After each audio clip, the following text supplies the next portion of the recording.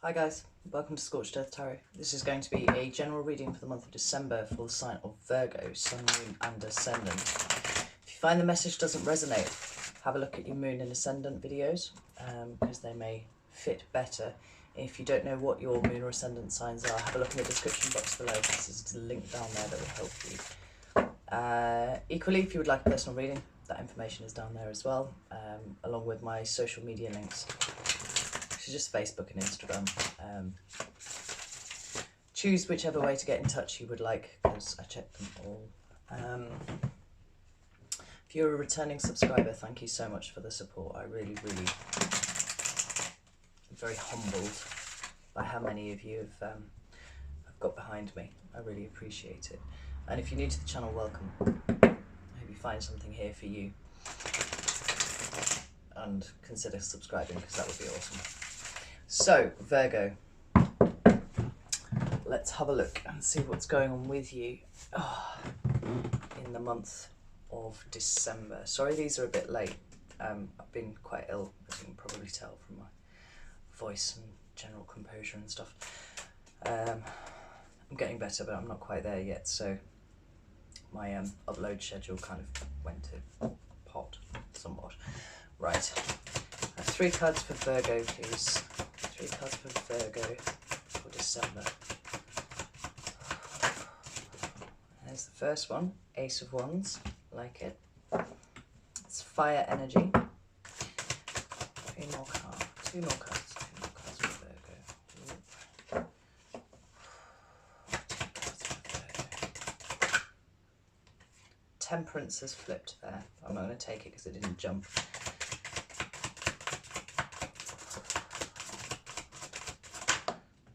And I don't take ones that I drop either.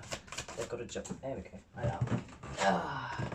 Oh, we've got the 5 of Wands. More fire energy. That one's a Leo card. Talks about conflict. Which is not something Virgos are particularly fond of, I have to say. One more card for Virgo, please, for the month of December. There we go. And we've got the Lovers. That's the card of Gemini in the Major Arcana. Talks about a choice. At the bottom of the deck, we've got the Knight of Swords. That's very fast movement. Could be a message. Could be you moving quickly in some direction. Right. I just saw these out a second. What is going on here? So I'm using the Shadowscapes deck to clarify this month. And it's absolutely exquisite. If you've never seen it, well, I'll show you the cards as they come out, but it's absolutely divine. I love it. So let's give these a quick shuffle.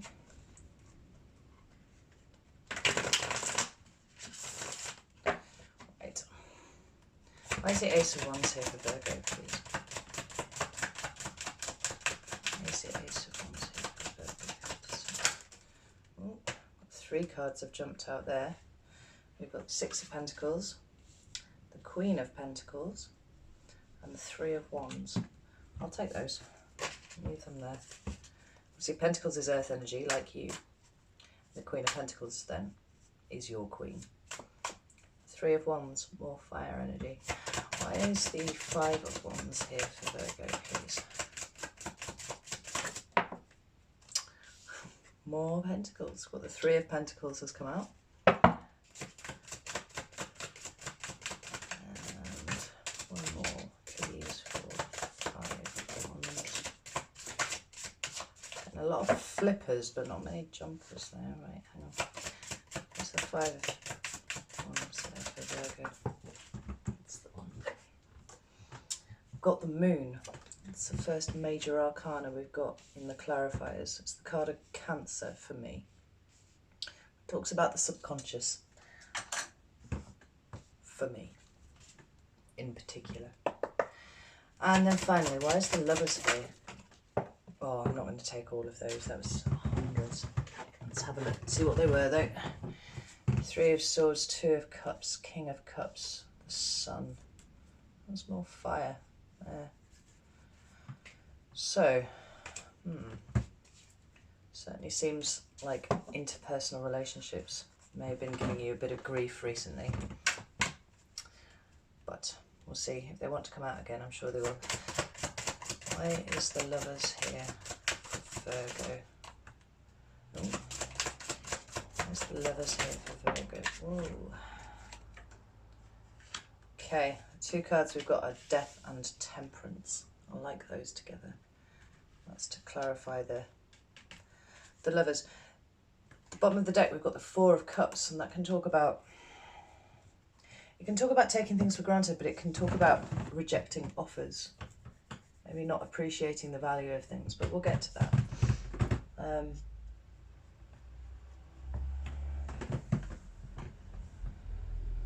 Before we go any further, I'd say December is quite an important month for you, Virgo.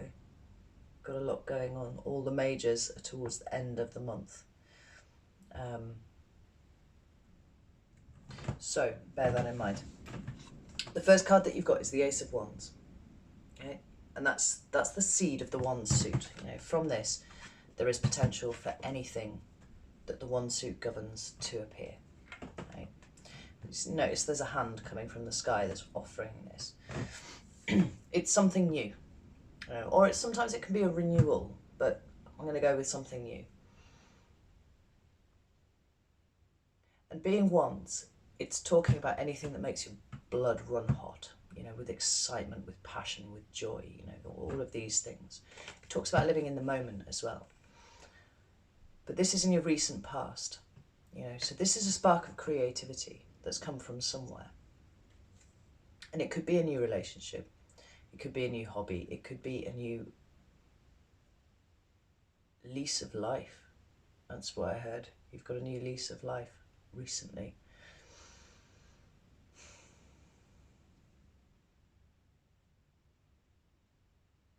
And it's quite interesting because the fire suit and the earth suit are quite divergent when it comes to, you know, in terms of speed and how they work. Like earth energy is very slow, it's very methodical, it starts with a foundation and it builds slowly, whereas the Wands suit is much more sparky, you know, it's spontaneous, very creative.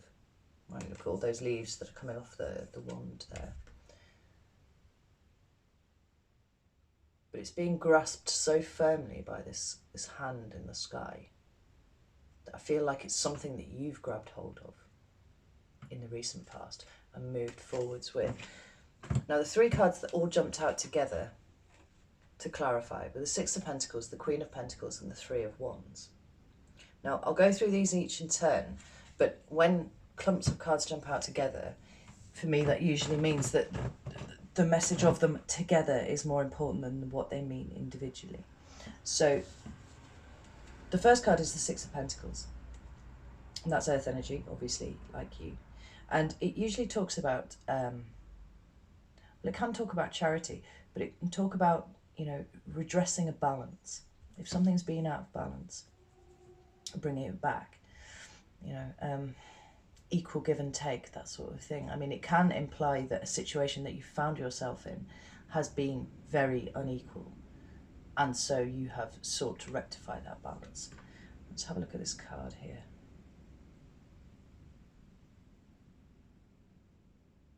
It's absolutely astonishing, this deck. It's this thing of incredible beauty.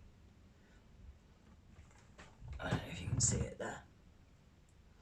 What I'm really drawn to is this plant at the bottom of the card. This is the thing that's really capturing my attention. And I cannot help but see the correlation between this little growing plant down here and the Ace of Wands there. Yeah, the Pentacles suit, your suit, talks about resources. Okay, so that can be money, but I mean that's kind of obvious. But it's everything else as well. It's all of those things that keep you alive. You know, it is your fundamental needs are covered by the Pentacles suit, and it covers the things that you can, you know, see, hear, and touch and smell and all that kind of thing as well. But there's a little plant down here, and it's being watered by these pentacles that are gushing out of this fountain, and it's like it looks to me like it's the ace. So there's something very recently that you've taken on, that you've started a new thing, and you're watering it with your resources. Now, that can be time and care and effort, as well as money. And whilst it's not yet ready to bear fruit, it's growing strongly. You know, it's got quite an enchanted look to it. And then we come to the Queen of Pentacles. Now, the Queen of Pentacles, like I said, is your queen, right? And she's a mother. You know, she takes care of the house. You know, she's very practical, very practically minded. But the reason all of those things come to, you know, be associated with the Queen of Pentacles is because she's a nurturer, yeah? The Queen of Wands is not a nurturer, right? She provides love and care and stuff like that, but she's fiercely independent, and she encourages a fiercely independent streak in all of her children, yeah? The Queen of Cups is a bit impractical, I would say, possibly. And the Queen of Swords, she could be quite strict or whatever. Point is, the Queen of Pentacles is a nurturer. She grows things, you know, whatever she pours her care and attention into, it goes from a little ace like this up into a plant. It grows big, you know, and here we are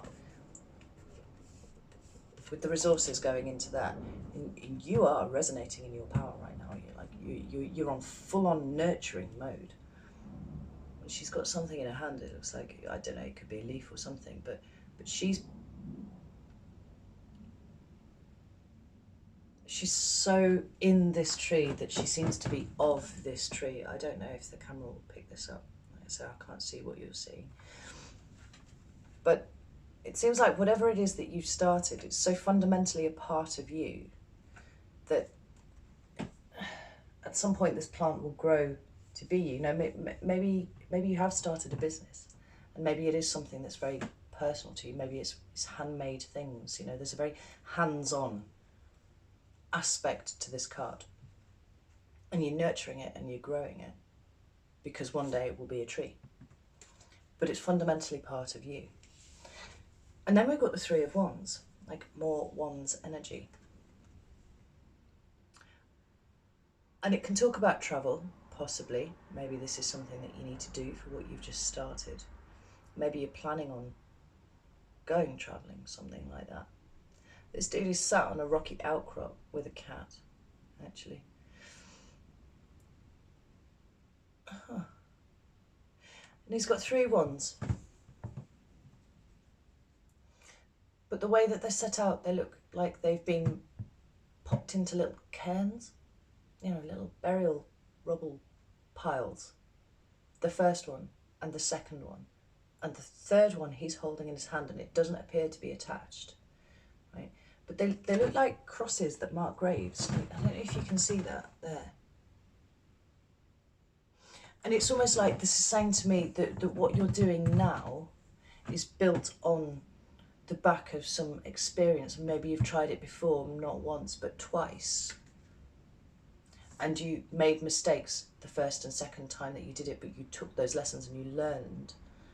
And now you're at a point where you can hold this big long wand here and start looking out into the future, into what you're going to bring forth into the world, I think. It's beautiful. It's a very active card, yeah? And I really like the combination of pentacles and wands here. You know, it's just the right balance of creativity and passion and all that kind of thing, and forward-looking stuff with the pentacles, and the living in the moment aspect of the wands as well. Like, I really like that. You've got a vision, right? You've got a vision.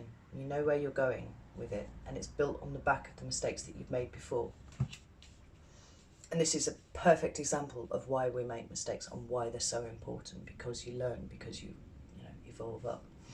The next card we've got is the Five of Wands. Now, I said that's a Leo card, but it's another Wands card. But this one talks about change, and it talks about conflict.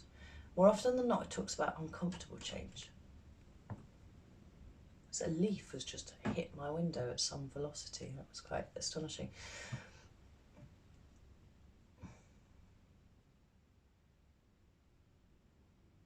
And the funny thing is, see in this card we've got some people fighting, you know, and this can be petty arguments and squabbles that are going on around you. That's possible. But it can also talk about internal conflict.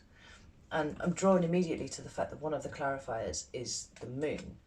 But the other one is the Three of Pentacles, and that talks about working with other people to create something. So it seems like this conflict that we're talking about here is both internal and external to you. You are dealing with other people, perhaps, in the creation of your, you know, your new thing, whatever it is that you're doing.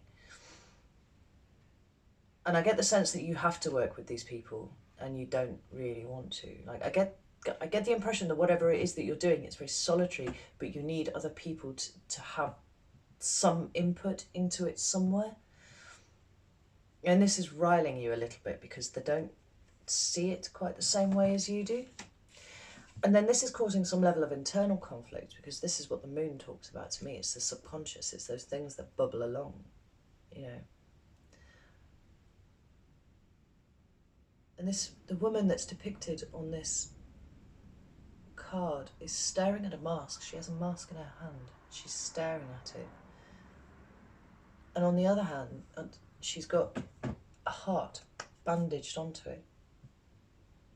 And I feel like this is you. It feels like you've taken off a mask and you're putting your heart and soul into whatever it is that you're doing. Ooh, my hands are getting really, ooh, like I've got something sitting in my hands there. So why the internal conflict, Virgo? Like, you've dropped a mask, you've stopped trying to be something that you're not, and you are now wholeheartedly being you, but it's causing some level of internal conflict for you, as well as the external conflict with these other people who don't really understand what you're doing. It's really winding you up. Let me have a look. I'll get these cards here. I'll just give these a little shuffle.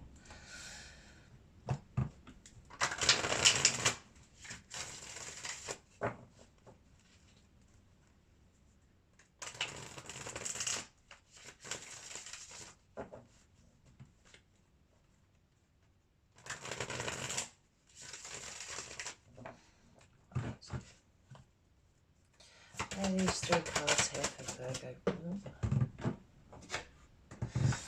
I've got the Nine of Pentacles. Like, this is not something that you want other people involved in, I think, because it's so personal to you, and probably also because they're maybe a bit stupid, these people that you're dealing with. You know, you've got a plan, you've got a vision. Like, you and your cat on the ledge here have put all this together. You know, you're being the Queen of Pentacles, you're being the Nine of Pentacles, you're being very independent, you're sorting all this out for yourself. You're nurturing this new thing that you're growing, and I feel like there's outside interference in it, you know, and they're people that you need to have alongside you.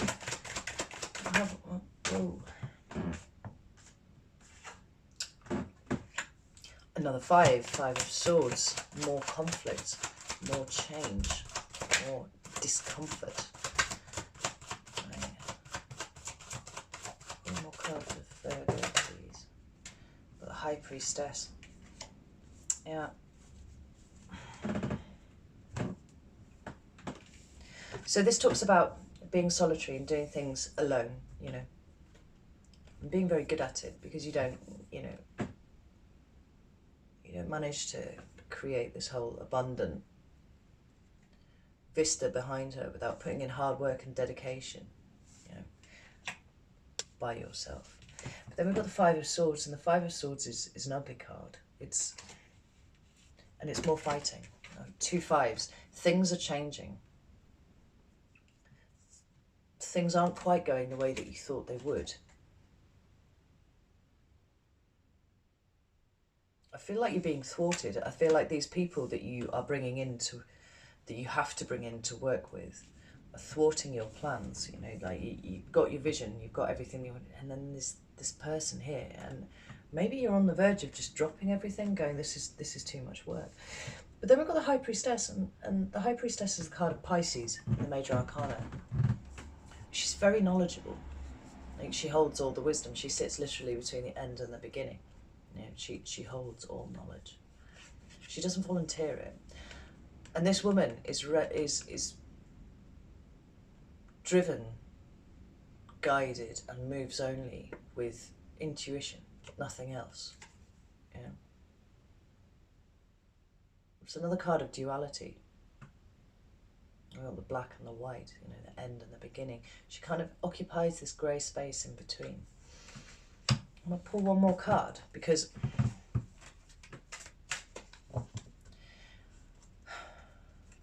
it almost feels like that whatever you're undertaking, whatever it is that you're doing, you feel a bit like you've been called to do it, you know, and you've been led, you've been guided by your own intuition.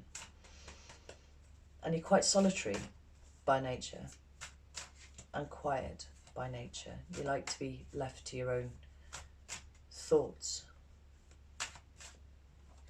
That is where you are comfortable. That's where you're happy.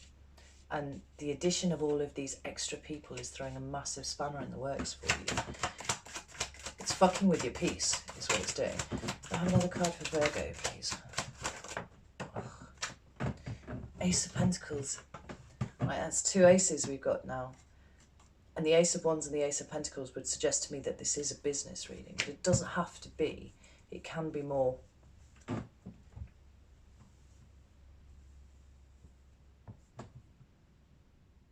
No, it feels like work.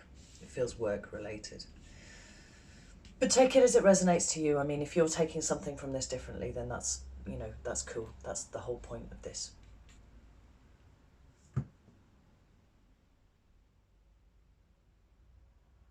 Feels like this is something that you know that you're going to have to just work through, no matter how much it's unsettling you, and it is unsettling you quite a lot. But you've definitely been given some thought to just packing it in, everything that you're doing, because it's hard. I think the Ace is here to tell you that it will be worth it in the end, so to keep going. You know, your energy is sandwiching these two here, you know, solitary, intuition, you know, capable, all of that. And you've got this in the middle. It's like it's a hurdle that you've got to get over, and then everything will be better. Now, do you remember I said I had that all of the majors seem to be towards the end? We've got Six of Wands. I forgot. We've got the Lovers, which is card number 6 of the Major Arcana, right? And it's got its obvious meaning, but I don't usually interpret it that way, to be honest. For me, this is a choice, because in the original depiction, it was a man and 2 women, and he was being called to make a choice between them, right? It seems like you've got a decision coming up in front of you. Oh, yes. And it's actually fundamentally very important to you, right? We wouldn't have so many majors on the table if it wasn't important. This is an important decision right here. And the 2 cards that I pulled to clarify were Death and Temperance. Beautiful cards. And they are 13 and 14 respectively. So we've got a nice little progression going on there. Now, the Death card is the card of Scorpio in the Major Arcana, but I'm not sure that that's relevant here. I think that this card is here because this card talks about transformations. It talks about endings as well, but inherent within an ending is a beginning. Yeah. The fact that they've chosen to use a phoenix on this, I think, is absolutely inspired and beautiful, because the phoenix, you know, dies and is reborn over and over again. You know, it's a transformation of state, and so obviously death is about, you know, the most transformative state that you can be in. But the point is, when the Death card comes in, it means things are going to change. Obviously, with it coming out underneath the Lovers, this means the decision that you make, you know, the choice that you make, the option that you pick out of the ones that are available is going to have a very important effect on what happens next. And then Temperance, 14, it's a card of Sagittarius. This talks about healing and balance and patience. There's a really cool dragon on this. Two really cool dragons on this card, in fact. Something that looks a bit like a hummingbird. Yeah. Temperance talks about balancing your internal, specifically. It talks about conquering adversity and coming out the other side and realizing that half of the battle is to get you balanced internally. And then, you know, if you are sat and well balanced, it doesn't matter what goes to shit around you because you can deal with that. I need to pull some more cards because I'm not even sure if it's an either or kind of situation. Either pick death, the end, you know, just drop it and let it go, or Temperance, try and heal yourself, try and balance yourself out and move forwards in a balanced way. I mean, that would suggest to me that that is the sensible route. But equally, death could be not about ending something, but about transforming what it is that you're doing. So then the decision becomes, do you choose to transform with death and heal and move forwards, or remain where you are on the path that you're on, doing what you're doing? Have another card for Virgo, please. Got the Hanged Man. Right, okay, that makes a lot of sense. You're really stuck. You don't know what to do. The Hanged Man is the card of Pisces, but it talks about, well, it's the most passive card in the deck. Okay? This is complete inaction. But it's based on the legend of Odin, and it talks about that the time where he, you know, hung himself upside down on the tree of knowledge, rush of blood to the head, to change his perspective on a situation. He was gaining wisdom by looking at the world a different way. Coming out directly underneath these two cards, hello, would suggest to me that the way that you are going to be able to decide what it is that you need to do is by doing nothing, actively doing nothing, and allowing yourself to sit in that energy for a little while. I'm quite surprised that the Hermit card hasn't come up here yet, because there's a definite Virgoan Hermit kind of vibe to all of this. You're looking at something the wrong way at the moment. That's what this says. And you need to reconsider it. And when you reconsider it, you might find that it transforms all by itself, just with that shift of perspective in your head. And with that shift of perspective and with that change, then comes Temperance. Then comes the healing. Then comes the balance. Ooh, how interesting. I really like this. I feel like the Knight of Swords is at the bottom of the deck here because maybe you feel like things are just moving a little bit too fast. You're not having a chance to set the groundwork out as you would like because of this interference from other people.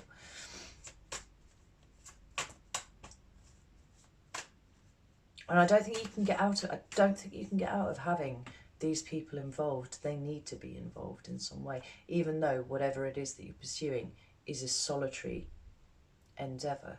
There are some advice cards for Virgo, please. I've got, oh, okay. Advice for Virgo for December, please.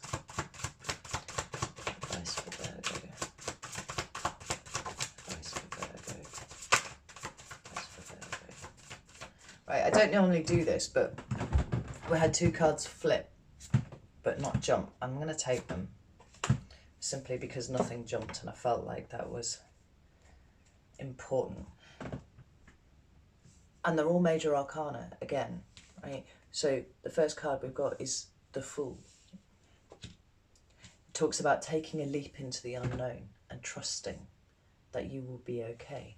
You know, this is uncharted territory for you. Whatever it is that you're doing right now, it's not something that you've done before, not this way at least.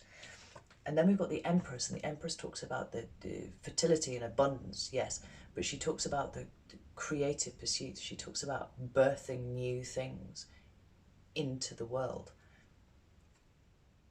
It's advising you to continue on the vein that you're on, I think. It's also the card of Taurus, if that makes any difference, if there's a Taurus around you who's helpful. And then we've got the Emperor, and the Emperor is the card of Aries, but it's about taking charge of stuff, taking charge of your stuff. You know, he's a strategist. It could be a boss, it could be anyone like that. But interestingly, we've got a pair here. Yeah, we've got the masculine and the feminine. And this divine couple here cover everything between them. We've got the creativity and the birthing, the ability to create something and bring it out into the world, as indicated by the feminine. And then we've got the masculine here, which is about taking charge, strategizing, you know. This the thing with masculine and feminine energy is that feminine energy is much better at being in the moment and being present right here. And the masculine energy is all about forward thinking and planning for the future and stuff like that.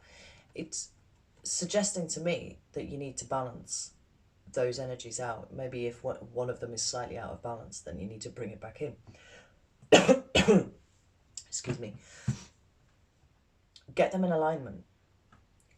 Try and work out what the perfect balance of here and now and what you're doing in the future is, because you know that's what Ace of Wands is, here and now. But this is careful nurturing for a future purpose, all of that. And then the Fool. And the Fool is like, just go for it. If there's something that your intuition tells you that you should be doing, then you should do it. If there's something that your new perspective that you will find in the month of December somewhere is telling you to do, it might push you a little out of your comfort zone, actually. I get that very, very strongly. So many majors on the table here. Then trust it and go with it, because nobody ever grew by being comfortable. Right? Whatever situation you have been in up until now, it was uncomfortable enough for you to decide that what you needed to do was bring something new into the world. And this temporary discomfort that you're feeling right now with the involvement of other people will pass. But you've got a very important decision coming up at the end of December. And these cards tell me that you need to have trust in yourself. You need to have faith in yourself that you are capable enough to bring this about. How exciting. That's really, really fascinating. As ever, if this has made any sense to you at all and you're still with me, I'd love it if you'd like the video or something, just to let me know that I've hit the mark with someone. This is really, really interesting. But the amount of major arcana towards the end of the month, like, this is big stuff. Don't hide from it. You know, flip yourself upside down and have a think. Let blood hit those bits of your brain that they maybe don't usually. And have some real faith in yourself, because you've got this covered. Like, the universe has got your back. Not only that, the universe has got faith in you. You know, you're doing beautifully. Don't let yourself fall at this hurdle, because everything is going to change very, very soon, and for the better, undoubtedly. Yeah, so I'm going to leave it there, Virgo. Sorry that these are late again, but I'm doing my best to catch up, and yeah, I will see you for the mid-monthlies in just over a week, I think. Okay, take care.